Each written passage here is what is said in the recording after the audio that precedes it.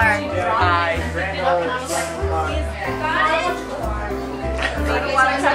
Crossing the bridge, exactly. I don't even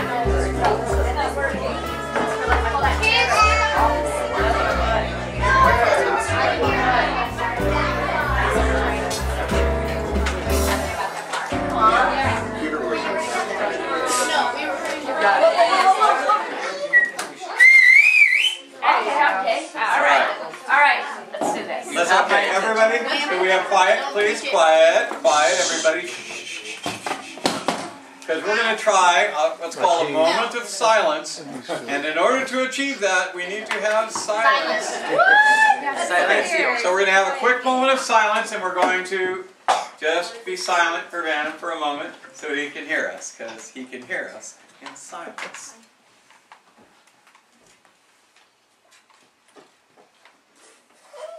And now we're going to pray.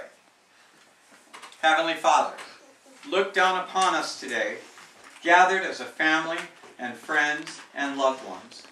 We are mourning, but we are joyful. And it is you, sweet Lord, that brings us this joy. We are here to celebrate Van, and we thank you, sweet Lord, for the life of Vance Curtis Patrick Meier. And we are all gathered here today and holding on to each other through a time of grief that can turn into joy. And so we pray with all of our heart. Amen. Amen. Amen. Now, Listen up. There's a memory book up here, so if everybody would sign in and just put some memories in it. 4 people in this room that really know about the beginning of his life. The beginning. He was born in '53, and he didn't really spend the first year of his life at home because my mom got polio, and I stayed at home with Grandma and Grandpa Savan.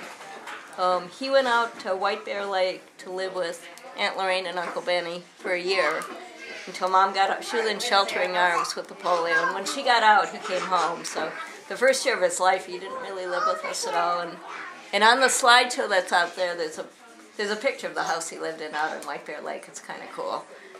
But he was a good kid. He was kind of a brat sometimes. He got in trouble a lot. His nickname was Duggar, and I don't know how many people actually knew that, but got that. And I'm trying to think. He really liked hanging out with Grandma Soban a lot. She lived about a mile away. He would ride his bike up there. I'll tell you about his bike later, but he would ride his bike up there almost every day, and she thought he was too skinny, so she'd feed him a piece of bread and butter every day. Do you remember that? And then he got a little chubby, so... Yeah, he did. He got chubby from that. From one piece of bread and butter a day? Every single day. It's probably more than a piece, too. Yeah. And that's when we lived on Jackson Street, so you were born, so he was probably like, I was 7 or 8. So he was like 5 or 6 when he started doing that. We were pretty independent. We just got to go bike riding all day long and stuff. We did. We rode our bikes forever. Just forever, yeah. Swimming lessons, which Vance can tell you about in McCarran's Lake. In a lake in Minnesota, it was cold. He was a sissy lot. We didn't even know there was such a thing as a heated pool. You want to learn to swim? Get in the lake. The bus would pick us up. You were like this big, though. Yeah, okay. No, that was when you were growing up. No, we grew up there. Yeah, we lived right in St. Paul, and there were lakes like everywhere, so we'd get on our bikes and just ride from one lake to the next. And Mom didn't care, as long as we were home at supper time. This was growing up, and I was the oldest, so I got to go to bed the latest in the summer. Yeah, and so everybody else had to go earlier, and so Van had to go half an hour before I did, and then these guys went even earlier than that. And I just said I wanted to go to bed early, because I like to go to bed. And he would just get so mad, because he had to go, if in the summer I wanted to go to bed at 8 o'clock, that meant he had to go to bed at 7 o'clock. Right. So this is the funniest story. And I know right now, and girls don't ever think of doing this. He came home, we had a big dormitory in our house in Minnesota, the basement was one complete huge dormitory. We had how many beds? Four beds down there. And I swear there was a mouse. Oh yeah. That lived in the hole up on the ceiling tile. I know he was there. But Van came home one day and he was telling me about his friend Ray McMonagle, who he called Monkey. Him and his friend had made a dummy like you would on Halloween and was dropping it down from the bridge on Rose Lawn.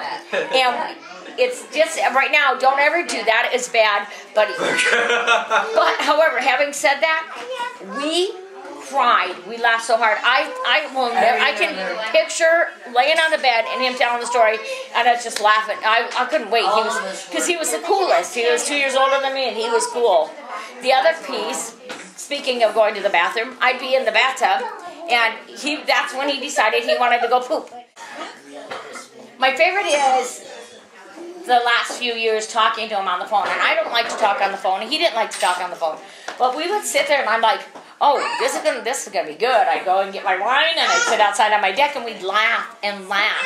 And he didn't even like being on the phone, and it was just brilliant. It was. The story I wrote in the book was one of my favorite times with my brother. I was in 11th grade. I was in high school. It was a Wednesday, and he said, "I'm driving up to Vacaville in his Jeep CJ5, 73 Jeep CJ5," and he said, "I'm driving up to Vacaville. Do you want to come with me?" And I said, "Dad, I'm in high school. I can't just up and leave." He goes, "Oh, because I was going to let you drive the whole way." Okay. So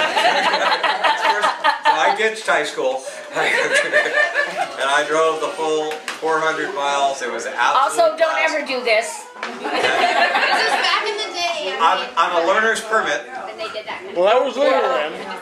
Were we still together or no? That was after. That's afterwards, yeah. But I was on a learner's permit, and he let me drive the whole way, and he proceeded to, relax, as Van would, with a couple of beers. And then a few more, then a few more, then a few more. And so I put in the note there that the part that Van didn't know is that the cop was really nice. The cop who said, if you have a permit, he's supposed to be awake, so I need you to go pull over at the next exit and get some sleep with him. I had my learner's permit still, and my mom had gone on a trip, and he said, "Well, it's your birthday, you can go get your license." I said, "No, Mom has to sign for it." And he said, "No, she already did." And at the time, unbeknownst to Mom, I got my driver's license. Best brother ever. About 6 months later, a little note in my wallet saying, "I hope whoever signed for this license also paid for your insurance." Years later, Van and I actually went to college together for a short time, maybe a semester or two.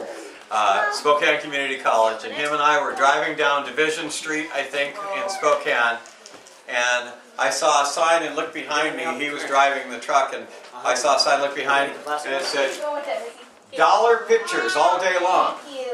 And I read that out loud, and he turned the car around, and he was working there within a week. Mother's Tavern. Mother's Tavern. I thought you meant dollar movies. Dollar pictures. What do you remember? Did you go to The Rose Parade, I just remember, I don't know, we just all piled into, I thought it was Tim Palmer's car, and the Doyles, Toby and Danny Rose was there. Danny Rose, okay, and his sister, Bert. Bert's parents. Bert who? Bert, Was it from Bert the and old? Nikki. Bert and Nikki. From the old, maybe somebody's over the shoulder bowl. Anyway, And then just waking I up. mean, I don't remember that much except we went. I remember that Rose was there. I remember that we parked out there all night long and we lost our spot. We couldn't see. I don't remember losing the spot. I remember being able to see. Oh, sneaky. Maybe you guys lost your spot, but I didn't lose my spot. No, we just did it. That's one of the Brazilian many. Sitting on the shoulders at a concert? Yeah. Could have been. I don't know. First A lot memory. of fun times, a lot of concerts. What I'm going to say is I don't really. I'm going to cry. Okay. It's good to cry.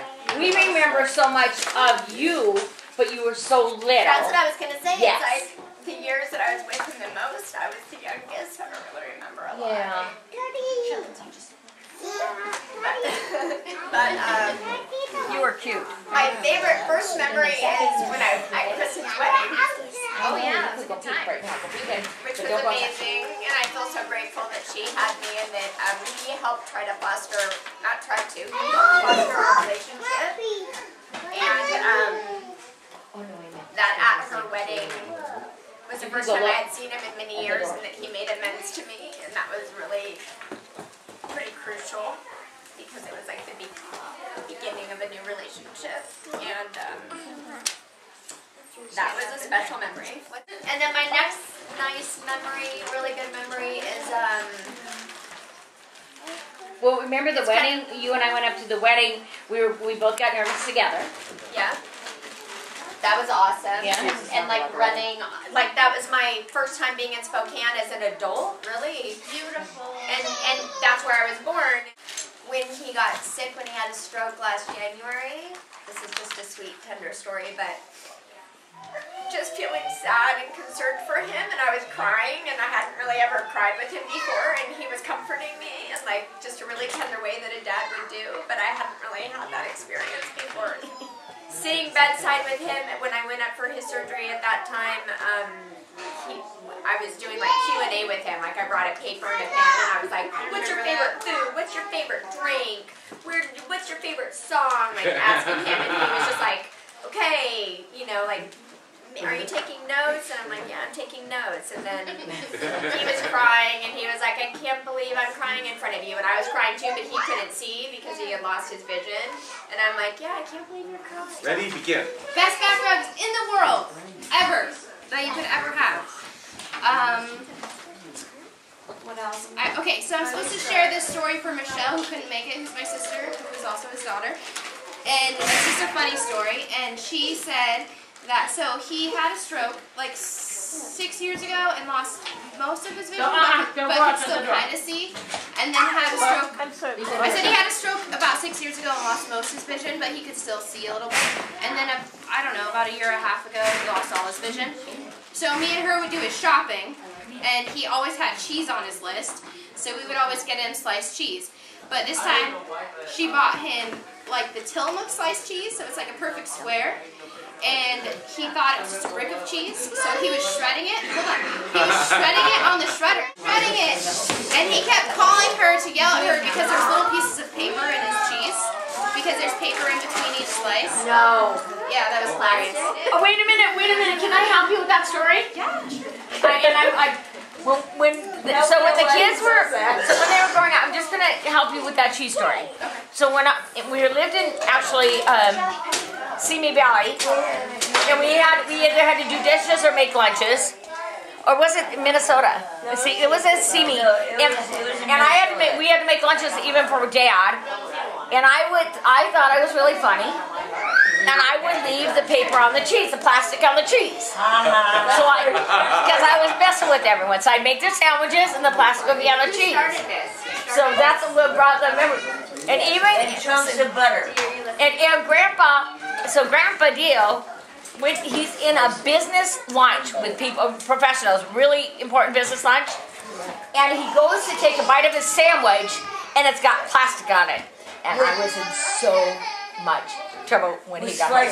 One day my dad called me, and this is after his first stroke, so he could see a little bit. He could still kind of see. And he's like, "Buddha, are you okay?" And I was like, "Yeah, I'm okay. What's up?" Because he called me Buddha. That was my nickname. And he was like, "It's happening. I swear to God, it's happening." And I was like, "What? What is happening?" He's like, "Are you safe? Are you in a safe place?" And I was like, "What? Yes. What's going on?" And he's like, "I never thought it'd fucking happen. It's happening right now." And I was like, "What is going on?" And he's like, "It's the mother effing zombie apocalypse right now." And I was like, "What?" He's like, "Look out your window." And I looked out my window and I was like, "There's nothing, Dad. There's nothing happening. It's a sunny day." And he's like, "I swear to God, Kristen, it's happening right now." He's like, "I know. I don't even know how it happened, but it happened." And so he's like talking to me as zombies are just flowing down the road, and he's having a heart attack, just freaking out. And he's like, "Dear Lord Jesus, just help me in this time of need." And then And then, so I looked up online, like, what was going on, and they were filming a zombie movie down his road. That's That's my funny. favorite memory of him ever, because he would have us make sandwiches, and we would go hand out lunches to the homeless people, and he would always give them a cigarette and a beer. But, so I still have 3 packs of his cigarettes that we're gonna take. I'm gonna take my kids out and do the same thing. I don't have any of his beer. I mean, we drank that. Oh my gosh, I drank his last beer. Yes, you did. Yeah. Somebody had to. Yeah. Well, that's the newspaper story. I think I. The newspaper story. Oh my God. He was a newspaper delivery guy for back with the littles. the St. Paul paper, and he and Ray thought they would get it done faster if they just threw it all in the sewer drain. Why'd they do that? So they just did it. You know, they started. Because that way they just threw the sewer and they didn't have to deliver it and they still got paid. Got it. They delivered it into the sewer. Got it. Not to the So nobody got their paper, and so you can imagine how happy Dad and Mom were. Oh my God, he conned me into doing the route with him. He conned me into doing the route with him. And I was like, sure, you're 2 years older than me, you're cool. I'm doing the route. I found out that I was doing the route in the winter in the snow on the bike. That it was really cold in the morning. That sounds like Tom Did he Sawyer. give you any money? Huh? Did he share any money? Nope. My other team is Team Blue. Make sure you get one of these. I'm on Yes, I their do. team and your team. Grandma Tracy, see what he's trying to do? He's trying to take my Spider-Man. You're my sunshine. Oh my God, I'm gonna You watch her. My Spider-Man. Could you hit yourself? It's Photo Man. Joey, he can help you up. It's got a suction cup on it that goes in the shower. No! You can play the music from your phone. There's this water.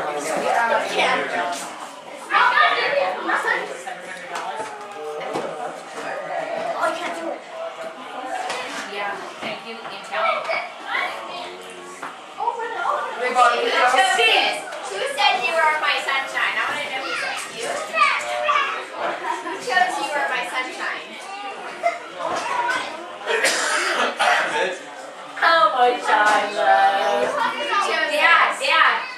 No, somebody. One of you all. Somebody said it.